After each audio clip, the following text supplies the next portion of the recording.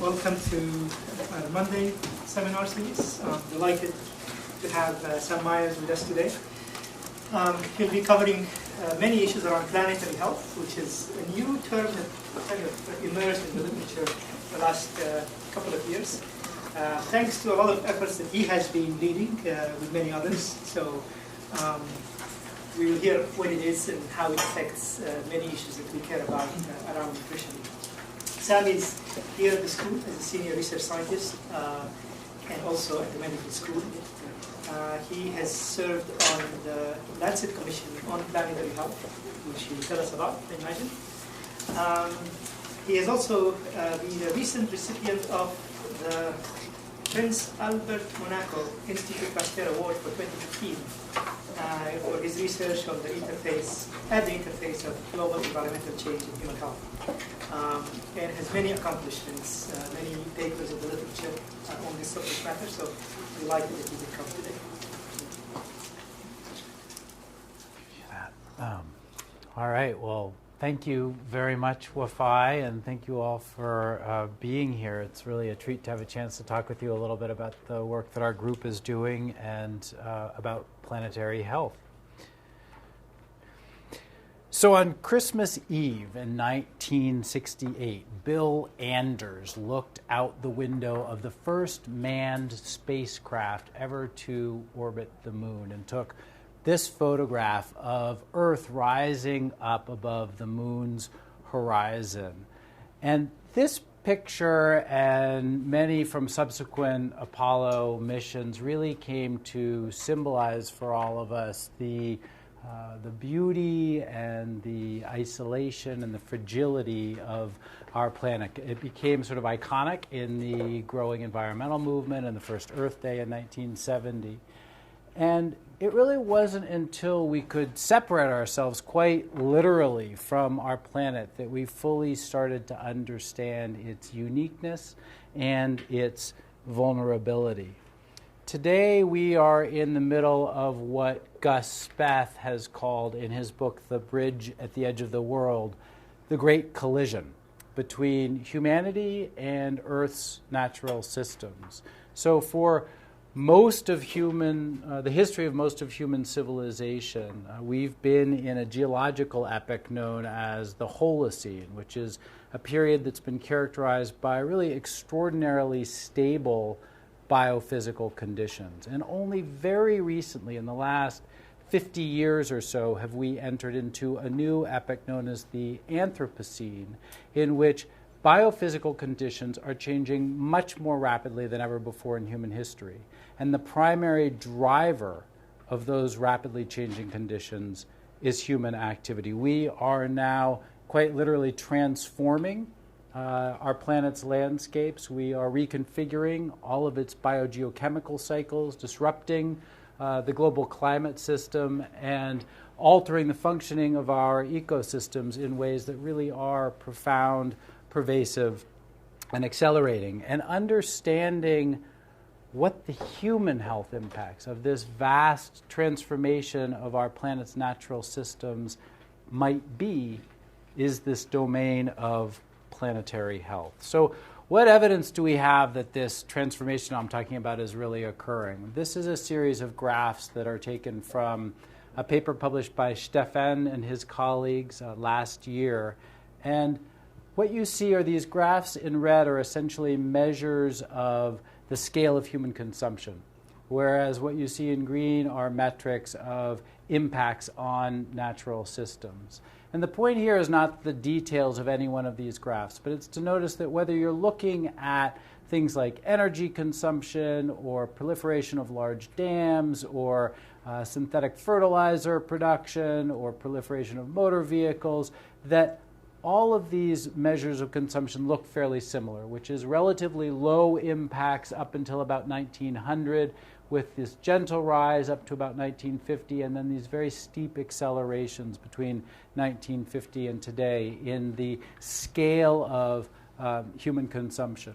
And not surprisingly, when you look at metrics of human impacts on natural systems across the board, you see something quite similar. Again, with these sort of gentle rise from 1900 to 1950 and these very, very steep accelerations, whether you're looking at anthropogenic carbon emissions or appropriation of fisheries or cutting down of tropical forests or biodiversity loss or eutrophication in coastal waters, really across the board you see very similar impacts. And the reason that all of these graphs look so similar is that they're all underlain by two more fundamental trends. And the first of those trends is human population growth. So as all of you know, relatively stable for most of human history, reached about 2 billion people around 1950, and then this steep acceleration going up above 7 billion today and on our way to somewhere between 10 and 12 billion people by the end of the century. So a very steep increase in the number of people who are sharing the planet with us. At the same time, that the amount of consumption associated with each one of those people has been rising even more rapidly. So again, stable, gentle rise up to 1950, this very steep acceleration that we're in today in the amount of goods and services that each person on the planet is requiring. And when you combine that really rapid rise in the number of people who share the planet with us with an even more dramatic increase in the consumption patterns of each one of those people, what you get is a really extraordinary ballooning of humanity's ecological footprint. And it's hard to overstate how big that ballooning has become. So we're in the midst of what I would now call the great transformation of all of our natural systems. We have converted about half the ice-free, desert-free land surface on the planet to feed ourselves for croplands and pasturage for animal husbandry. We're appropriating around half the accessible water on the planet for human consumption. We've cut down about 50% of the tropical and temperate forests on the planet. Somewhere above 90% of monitored fisheries around the world are being fished at or beyond their maximum sustainable yields. We've dammed over 60% of the world's rivers with 45,000 large dams and 800,000 smaller dams. We're adding more nitrogen to the biosphere on an annual basis than all natural systems combined. We're appropriating somewhere around a third of total global ecosystem production for human uses. You know we're disrupting the global climate. And as a result of all of these kinds of changes and others, we've actually reduced the number of animals that share the planet with us, the number of fishes and birds and amphibians and reptiles and mammals by over 50% since 1970. And we're driving species extinct at somewhere between 100 and 1,000 times the baseline rate. So it's really hard to overstate how much just in the last 50 years or so we have become the drivers of Earth's natural systems and are in the process of completely transforming those systems. So I don't know how many of you have ever heard of the Millennium Ecosystem Assessment, but it was the most comprehensive assessment ever done to try to look at the state of ecosystem services, which are the benefits that people obtain from the way our global ecosystems function. It was performed around 2005. It was sort of an IPCC-like process that involved 1,360 experts from 95 different countries coming together to write a consensus statement about the state of our ecosystems at local, regional, and global scales. And they published this consensus document in 2005. Their conclusions were pretty stark, that more than 60% of major ecosystem services are in decline, including the provision of fresh water and fisheries, of air and water purification, the regulation of the climate system, natural hazards, and pests. That, as we see so often in our field, that the harmful effects of degradation are being borne disproportionately by the poor, and that the changes that they were witnessing were accelerating. And they cautioned us that any progress achieved in addressing the Millennium Development Goals of poverty and hunger eradication, improved health, and environmental sustainability is unlikely to be sustained if most of the ecosystem services on which humanity relies continue to be degraded. So it's sort of a very stern caution that came out of that. And yet, as everybody in this room knows, when we look around the world, almost every metric of global health is getting better, and not just subtly better, a whole lot better. So in 1955, when we were right at the beginning of the steep part of all of those curves, life expectancy was 48. In 2012, when we were at the height of the very steep part of those curves, it had gone up to 70. In 1955, 21 million children under 5 died. By 1997, that number had been more than cut in half. So how do we understand this ecological paradox, that at the very time that we are degrading all these natural systems that I'm telling you really matter for human health and well-being, that actually all these measures of human health are getting much better? And this was a question that we addressed sort of head-on as part of this commission that Wafai was talking about. And this is what we concluded, that as a commission, we're deeply concerned that the explanation for this ecological paradox is straightforward and sobering, that we've been mortgaging the health of future generations to realize economic and development gains in the present. By unsustainably exploiting nature's resources, human civilization has flourished, but now risks substantial health effects from the degradation of nature's life support systems in the future. So, put simply, we are reaping the benefits of unsustainable use of the world's natural resource, of living beyond our sort of ecological means, at the same time that in that process we are putting future generations in harm's way. So what are these health effects that I'm talking about and worried about? And by and large, in this field, we're not really talking about brand new health effects, but more the magnification or exacerbation of existing health effects that you've all heard about. So there's this whole class of direct impacts that include things like more exposure to heat stress in the context of warming temperatures, reduced capacity for physical activity as wet bulb temperatures go up in many parts of the world. It will simply become too hot for people to actually engage in any form of physical activity for a sustained period without overheating. And there are recent studies suggesting that big parts of the world by 2050 will be inconsistent with physical activity outdoors. A whole bunch of different ways that air quality is mediated by environmental change, even more ways that our exposure to infectious disease patterns is mediated by different kinds of environmental change, and then real concern that the intensity and frequency of a variety of different kinds of natural disasters, including fires, floods, tropical cyclones, droughts, and extreme heat events will be either more extreme or more frequent in the context primarily of climate change. But in addition to these kinds of direct impacts, there are a series of indirect impacts that I actually find even more concerning than the direct ones, which have to do with access to water, with nutrition, and with population displacement, with parts of the world simply becoming at least temporarily uninhabitable as a result of a sort of complex interplay of a bunch of these different kinds of environmental change. And then there are the surprises, the things that we simply can't anticipate, and I think it's really important to keep those in mind, because most of the things that we are learning now about the health impacts of environmental change would have been hard things to anticipate 10, 20 years ago. So, for example, there was an interesting study this past year showing that the recent increase in preeclampsia and maybe also hypertension in Bangladesh seemed to be really closely correlated with the salinity of ground and surface water. And when they looked further, it appeared that that actually was being associated with sea level rise and coastal intrusion of salt water. And so it would have been hard for us to anticipate ahead of time that climate change would lead to sea level rise, would lead to coastal inundation, and intrusion of salt water would lead to preeclampsia in pregnant women in Bangladesh. But that appears to be the story that's emerging right now. And I anticipate a lot of those kinds of surprises in the future.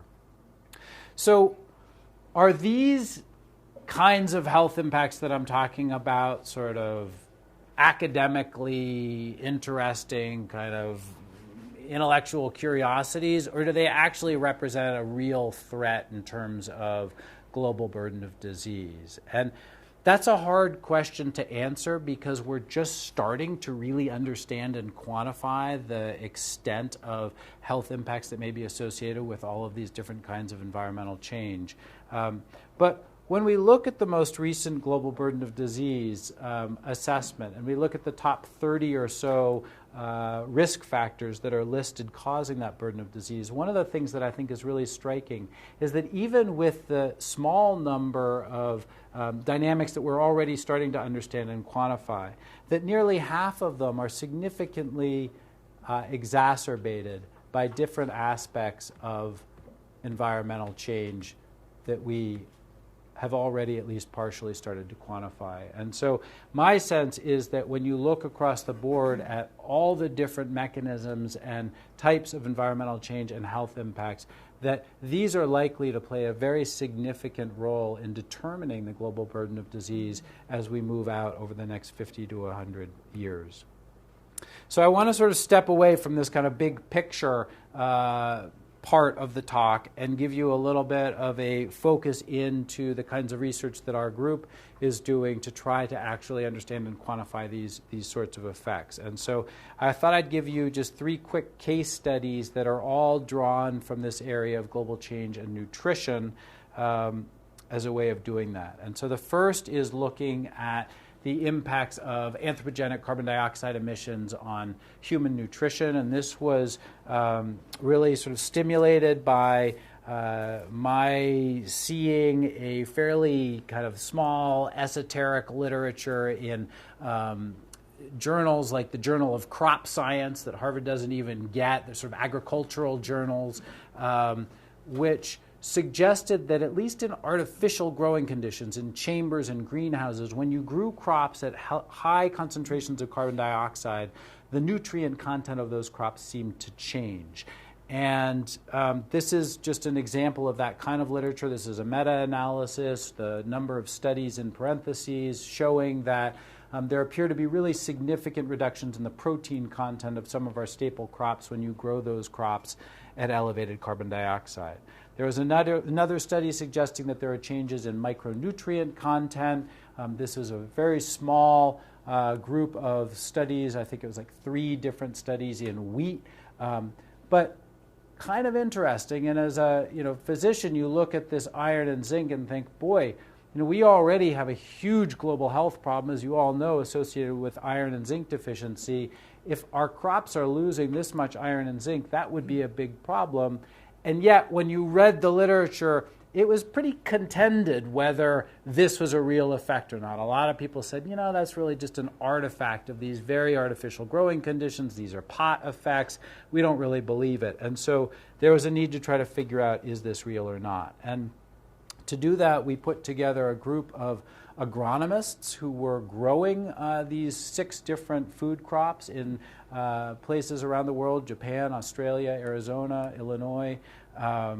And they were doing what's considered the gold standard of this kind of research, which are these FACE experiments, free air carbon dioxide enrichment experiments. So these are open field conditions. These are not artificial growing conditions. And what you see are these rings, and these rings are made up of carbon dioxide emitting jets. And in the middle of these rings is a CO2 sensor and a wind direction sensor. And when the carbon dioxide concentration inside this ring falls below the prescribed level, the upwind jets will blow out a little bit more CO2 and thereby maintain the CO2 inside the ring at exactly the level that's prescribed. And these experiments were done around 550 parts per million, which is essentially where the world is going to be by around 2050. And what's cool about this is that the crops inside the ring are identical to the crops outside the ring with respect to their cultivar and the soil conditions and the weather and the pests and pathogens and everything else, and differ only with respect to the carbon dioxide concentration. And if you grow these crops and then you harvest them and compare the ones inside from outside, you can get a pretty good measure of what the CO2 is doing. And so by pooling all of those different groups, we ended up with 41 different cultivars of these 6 crops grown in 7 sites on 3 continents. And we ended up with about 10 times more data than all the previously published studies combined. So we actually had the statistical power to really answer this question. And what we found was that, in fact, The C3 grasses like wheat and rice showed significant reductions in iron, zinc, and protein. The C3 legumes showed significant reductions in iron and zinc, but not in protein. And the C4 crops were less affected. For those of you who aren't plant physiologists, essentially what you need to know about C3 and C4 crops is that everything that we eat is a C3 crop, with the exception of maize, sorghum, and a few millets. So pretty much everything else we eat is a C3 crop. So the reason that this matters is that somewhere we calculated somewhere around 2.75 billion people living around the world are living in countries that get at least 70% of their dietary zinc and or iron from C3 crops. And so we know that already there's somewhere around 2 billion people suffering from iron and zinc deficiency at a cost of something like 60 million life years lost annually.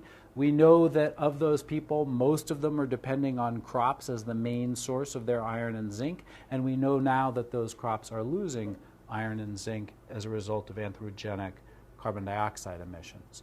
So the next question was to say, well, okay, so crops are losing their iron and zinc, but what does this actually mean for risk, for example, of zinc deficiency globally? And to answer that question, we actually needed to guess what people are eating. And so we had to build these global estimates of how much of each food commodity was being consumed on an average per capita around the world. And we used food balance sheets for our initial effort to do that. The first thing we did was to take our data and pool it with all the other previously published experiments to get effect estimates of the size of this CO2 effect on all the crops for which we could get data, and then to estimate crops based on what they were most like for the other crops. And then we used these estimates for 170-something countries of what people were eating, and we essentially modeled two different scenarios. So the first scenario was carbon dioxide staying constant at today's ambient levels, and the second scenario was where we're going, which is that by about 2050, CO2 would be at 550 parts per million. And we asked, as a result of that change in carbon dioxide, with everything else being held constant, what would happen to the risk of zinc deficiency? And what we found, this is a paper we published this summer, we found that somewhere around 150 to 200 million people would be pushed newly into risk of zinc deficiency, that those people tend to be focused around Africa and South Asia, not just sub-Saharan Africa, but also North Africa, where there's a diet that's heavy in wheat, and that a whole lot of them are actually in India. Something like 50 million of them are in India. We're now, we just submitted a paper on protein, and we're about to submit our paper on iron. So we've sort of gone through the same process to really look at how does this change the dietary intake of these micronutrients around the world. So that's the story around CO2 and crop nutrients. A second dimension of global environmental change and nutrition is pollinator decline. So we know that around the world, animal pollinators, bees and other insects and animals are in decline. We know that pollinator-dependent crops represent a large percentage of global calories and an even larger percentage of global micronutrients. And we also, from the latest burden of disease assessment, were really struck that certain food categories seem to be incredibly important in preventing non-communicable diseases, and we wanted to factor that into the analysis that we did. And so essentially what we did was to build a little bit more sophisticated model, trying to figure out what people eat. And this is a recurrent theme in this world, is that we need to have some idea of what people are eating, which is really hard, as you all know. And so in this case, we started with food balance sheets, but then we actually had to disaggregate because they only give us 78 food commodities. So we had to disaggregate to 225 food commodities, and I can talk more about how we did that if people are interested. So we had essentially estimates of per capita food availability for 225 food types in 156 countries. And then we looked at a variety of different scenarios of pollinator decline. And we combined that with a database that shows the pollinator dependence of every food crop consumed around the world. And so if you know the pollinator dependence and you know what people are eating, you can start to estimate how pollinator declines would alter yields and presumably consumption of those foods. And then we worked with the global burden of disease estimates on those food commodities to actually calculate what the health impacts of reduced consumption of those food commodities might be. And then the final part of this was to really try to take apart how much of the health effect of pollinator declines would result from in-country pollinator declines versus global pollinator declines. So how much trade dependence was there for different countries around the world in terms of these health burdens, which I thought was really important as a policy question, because it basically gets at what's in the manageable interest of a particular country in terms of managing the health effects of pollinator losses. And so this is a paper that we published in the Lancet this past summer, which, essentially one of the things to me that's interesting is that if you look at sort of the kind of old way of thinking about pollinator declines was really about micronutrients, and particularly vitamin A and folate, because a lot of pollinator-dependent crops are supplying a significant portion of folate and vitamin A in the diet. And you do see these, significant increases in malnutrition and infectious disease associated with loss of vitamin A and folate in countries around the world. But when you do an analysis that's more about food groups, about the loss of fruits, vegetables, and nuts and seeds in the diet and the associated burdens from that, you actually see even bigger numbers, and you see different parts of the world lighting up as being vulnerable to pollinator declines. And so, without going into this in a lot of detail, essentially we found that lots of people would get pushed into vitamin A and folate deficiency, and even more people who have vitamin A and folate deficiency would have those deficiencies exacerbated. That full loss of pollinator services could lead to up to 1.4 million additional deaths annually, which would be a big chunk. That there was a lot of vulnerability in places like Eastern Europe and Central, Eastern, and Southeast Asia, where you had relatively high risks, baseline risks of non-communicable diseases, and then diets which were rich in fruit, vegetables, and nuts and seeds, which were highly pollinator dependent, which are sort of the two elements you need. And one of the surprises to me was this finding that 82% of this burden of disease from pollinator declines was a result of indigenous pollinator decline loss. So a lot of the burden of disease comes from losing the pollinators within the countries where the populations are, which is really important because it means from a policy standpoint, how you manage your own national pollinator populations has a fair amount to do with the health impacts that you experience. Okay, this is to remind me that they're fish. So the third project that we're working on, and this is really Chris Golden who's leading this project, is to, and it's really just been getting going, although we're already having some kind of fun, exciting results. This is asking the question how a variety of different environmental drivers might alter the status of fisheries around the world, and how those changes in fisheries status would then translate to catch and consumption and nutrition and health outcomes. And so it's a complex sort of causal chain that involves closely working with a lot of fisheries ecologists at University of British Columbia and Santa Barbara and other places, and then an econometrics model in the middle that has to do with, as fish availability changes, what happens to price and accessibility and ultimately consumption, and then a modeling of what is the role that seafood is actually playing in the nutritional status of different populations around the world, and what kind of health outcomes might we anticipate if that seafood consumption declined in certain ways. That's just saying the same thing. Okay, so those are the kinds of research that our team is involved in around nutrition and health, and we do some other kinds of stuff as well. But let's pull back out again and go back to the big picture and think about the context and make some sort of broader points about planetary health. So the context, as you all know, around nutrition is that we're not doing such a hot job even today before you worry about these other things. So somewhere around 800 million people aren't getting enough food to eat, that a big chunk of the burden of disease in poor countries is still due to malnutrition, that a lot of people are suffering from deficiencies of things like iron and zinc and vitamin A in their diets, and that we have this huge problem around metabolic disease that's driving obesity and diabetes and heart disease more and more around the world.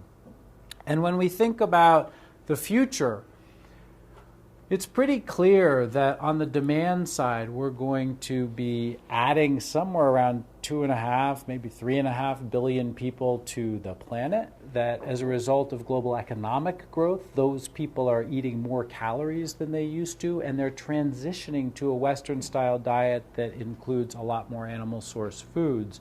And the result of those three different things is pretty clear consensus among most people who've looked at this that we're going to need to roughly double food production over the next 40 or 50 years, which is pretty extraordinary. That's more rapid growth in food production than we've ever seen in the history of humanity. On the supply side, it's a whole lot less clear. So we're losing some of our food by diverting it to biofuels. We have enormous production challenges, which I'm going to talk more about. And then we have the capacity for innovations, which are pretty hard to quantify, but have sort of kept our fat out of the fire in the past and make us think that maybe there are going to be some technological solutions that can help us. So this is what I call the Gordian knot of food security. It's another way of thinking about the same thing. So across the top are a series of things that are driving increased demand. And then there's just a whole host of sort of environmental headwinds to achieving this doubling of food production that I'm talking about, that include aspects of climate change with rising temperatures and temperature variability, water scarcity, which is an ongoing issue but is exacerbated by climate change, production of ground-level ozone, which is a potent plant toxin and affects agricultural yields, the loss of pollinators we talked about, changes in nutrient content, changes in pests and pathogens, which we really don't understand very well, but is a very important topic, et cetera, et cetera. So there are a whole variety of different ways that we're changing Earth's natural environment, which will affect our ability to produce food. And one really simple way to think about this is a graph from that issue of Science several years ago that was dedicated to food security, which just looks at cereal production over time globally. And one of the things that's really striking is if you go back to this period where we were producing, really remarkable increases in global food production. What was happening between 1960 and 1990 in food production? Yeah, so this is the heart of the Green Revolution. This is the moment where we, mechanized agriculture and had irrigation and had these hybrid varieties and developed synthetic fertilizers, and all this stuff was going on, and we had this remarkable success in terms of increasing global food production, and we were able to achieve what was really one of the great public health victories, as well as agricultural victories, of feeding a very, very rapidly growing population.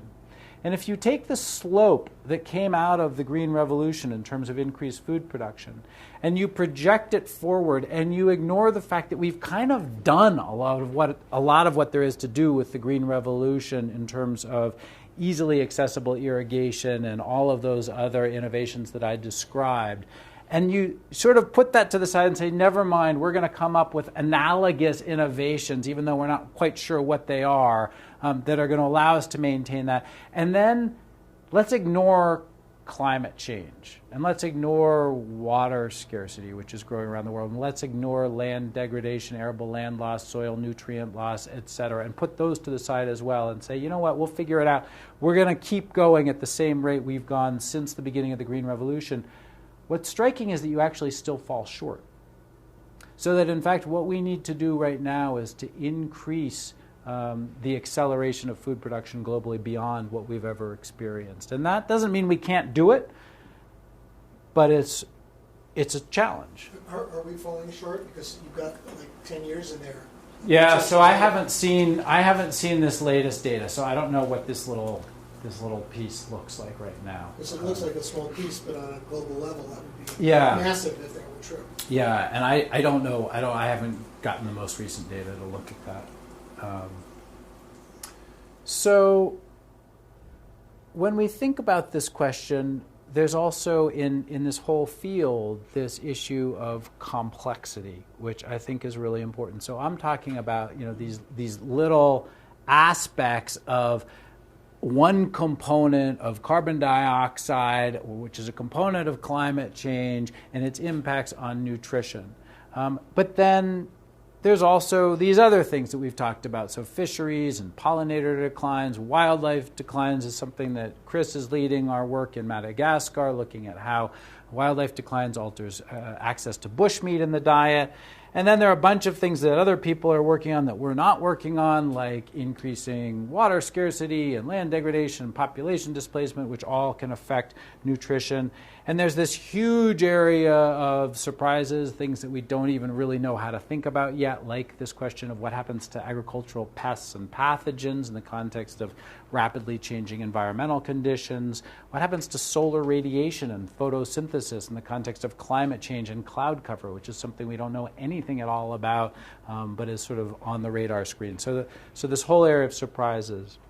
So obviously, it's enormously complex. And this is actually sort of only one aspect of it. So if you think about planetary health as a whole, malnutrition is one piece of this equation, but there are really important other pieces like infectious disease and non-communicable disease and physical trauma and mental health, which also have these very complex etiologies. So for example, we just had a wonderful lecture last week by Felicia Keesing, who's a disease ecologist.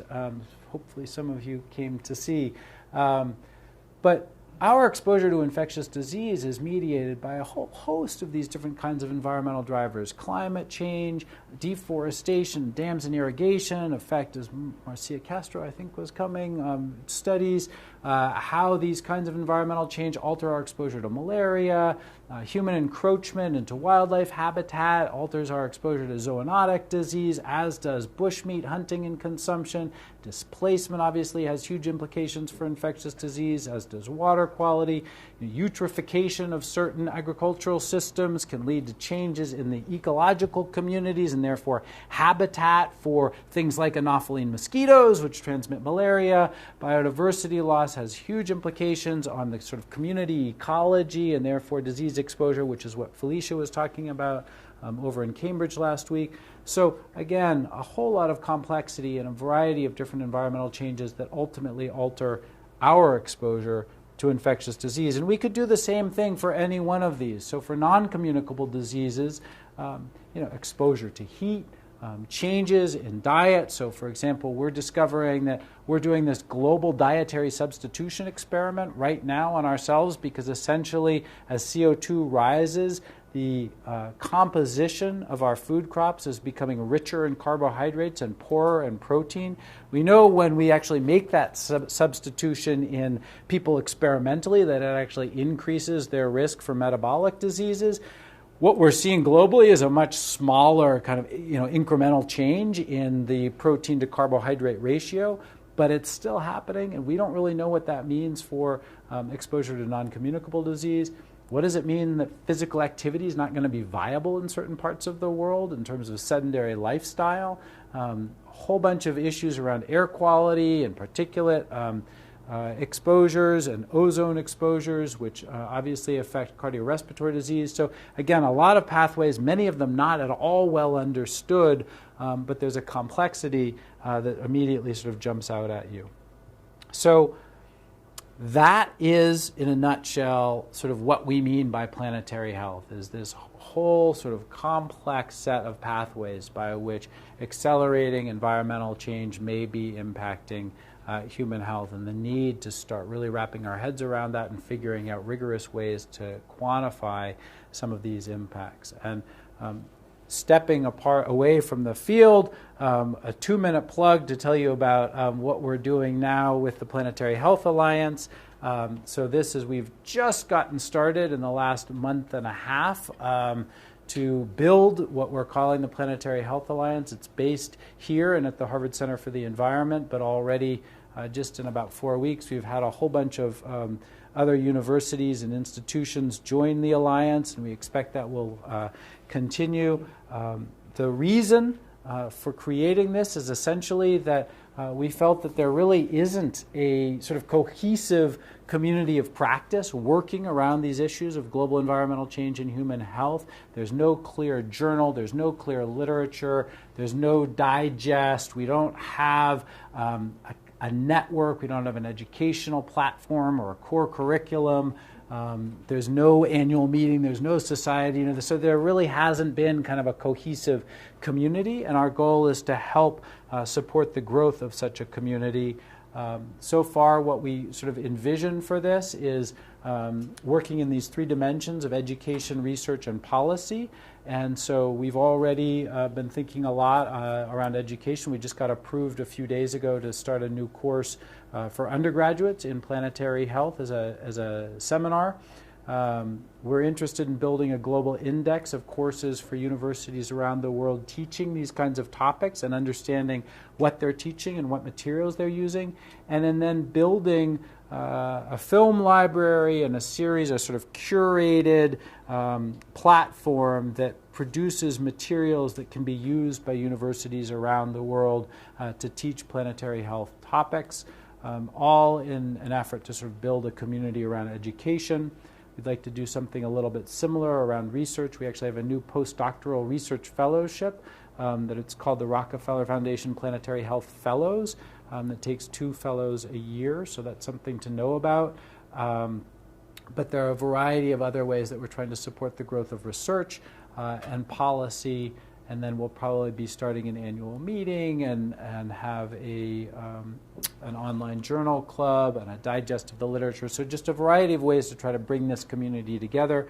We would love to involve any and all of you. Our website is right there, so please be in touch. So with that, let me just say that everything that I was just talking about is not, certainly not my work. Chris Golden's been instrumental, as have many other people. And one of the things that's striking about this work in this planetary health field is that it is enormously interdisciplinary, and it requires so many different kinds of expertise to perform. So it's a perfect thing to be doing at a place like Harvard, where you've got a lot of different disciplinary strengths. So with that, let me finish. Thank you.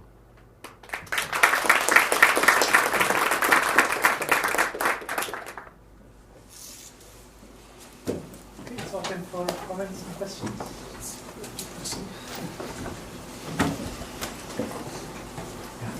Yeah, that was a great overview, Sam.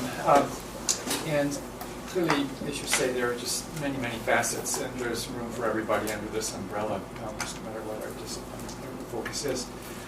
But I'd like to go back to your point about the 2 drivers of the direction that we're headed, which are population and per capita environmental footprint.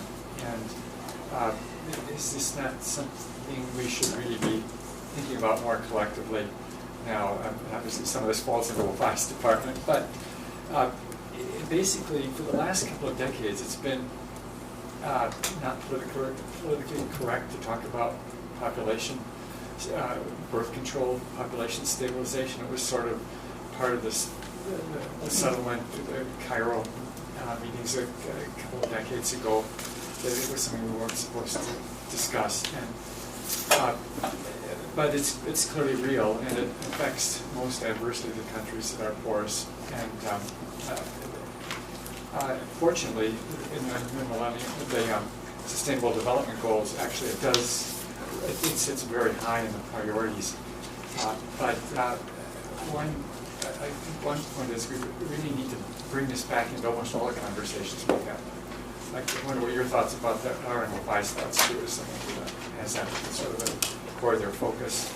And the other part of it is the per capita footprint too, which I think we don't have to take it as a given that just continuously expands. And in some ways, this is a place where technology can help us, and we're already seeing and experiencing using some ways to reduce our per capita footprint. But it seems like these are two issues we really should have as part of our big lens over almost everything we look at. Do you want to jump in? So, I mean, I obviously I couldn't agree with you more. Clearly, the history of the sort of family planning topic and movement is a checkered one, and so there was so much around coercion, even the term birth control, left a lot of people in the global South feeling like it was kind of a new sort of imperialism of us having consumed our way into all these problems and then blaming it on all the poor people for having too many babies. And so it started off in a really, really negative, really contentious way, and there was an enormous amount of pushback, which I think was warranted. And unfortunately, I think that has diverted us away from the fact that there's a core fact, which is that that's half the equation. I mean, and we do need to address it. And I feel like people are starting to kind of tiptoe back into that territory, and it just needs to be done in a thoughtful way. So, I mean, one of the things that I think is so striking is that it's not about population control. It's about access to family planning, and that we know as public health practitioners that that's an enormously important thing to do just from the perspective of maternal and child health care. That there are huge maternal and child health benefits of having access, not to mention women's rights and girls' rights, but women should have control of their own fertility. If they were to have that kind of control globally, there would be a significant reduction in total population growth. And so I think that lens is maybe the one that we need to be pushing. And on consumption, I think this just needs to be it's really culture change, and that's what's so hard. I mean, we were talking about this the other day on this sort of decades-long time scale. It's just like trying to get people to change their diets and eat less red meat, which is intimately related to the conversation. So I think we do, as a global culture, need to start thinking about a way to view progress as not necessarily including, ever more consumption.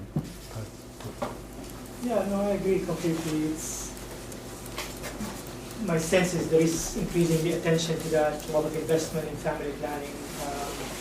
And a lot of it is about the individual and family level, is about sort of survival of children. So the more there are better health conditions, the more it is likely that women will choose to sort of reduce their family size.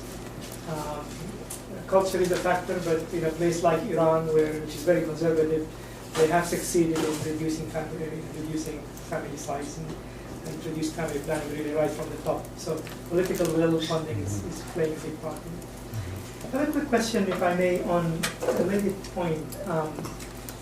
Sort of one of the drivers of the messages really is a lot of excellent research, which is important. But most of it is coming from ecological studies. So one looks at sort of the regional level or various parts of the world as far as pollinators or CO2 levels, and then related to disease burden, etc. And I think one of the points you raise in the Lancet Commission is the need to do more sort of longitudinal studies, larger, that allow some of these issues to be looked at in a sort of at the level of individuals as well. Right. How plausible do you think this is? How large can they be? And in the alliance that you are sort of forming, is there room for such larger studies sort of that are global? I certainly think there's room. I mean, it's not, the alliance isn't a funder, so I think it's incredibly important. I think it's also, so not only is there a need for longitudinal studies at a reasonable scale to actually show what these changes are doing, but there's a need to look at multiple dimensions of health and multiple dimensions of environmental change. So by and large, the literature is characterized by a study that looks at one aspect of environmental change, a dam was constructed, and one health dimension, schistosomiasis rates went up.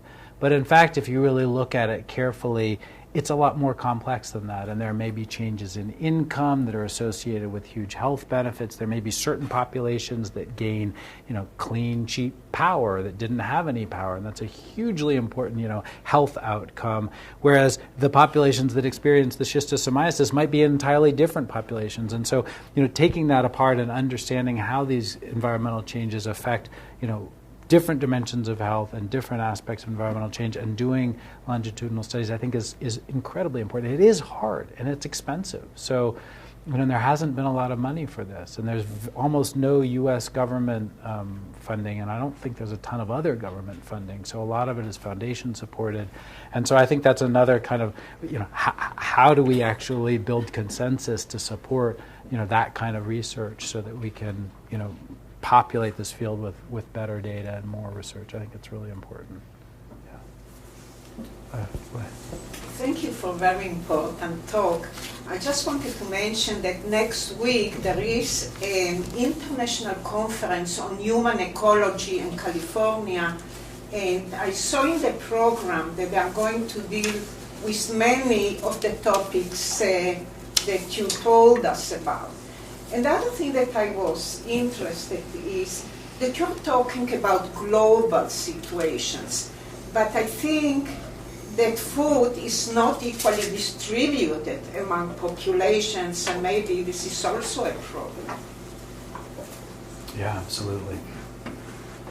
No question. So, right. What is the conference on ecology? It's called the International Conference on Human Ecology, and they are going to deal with many, many issues, consequences of a reductionist methodology to study the environment rather than have complexity methodologies, like you are saying. Mm-hmm. We're talking about complexity. Interesting. So, but I'm going to talk about agriculture, and we are going to start the conference going to farms in urban environment. So, which is completely different than the big agriculture, like in Texas, huge fields of cornfields. Yeah. And the other thing that I was asking is, what about genetic modification of crops? How would they affect the results? Well, I mean, so the question of genetically modified crops, I think, is a really tough one. And my guess is that everybody in this room will have a slightly different take on it.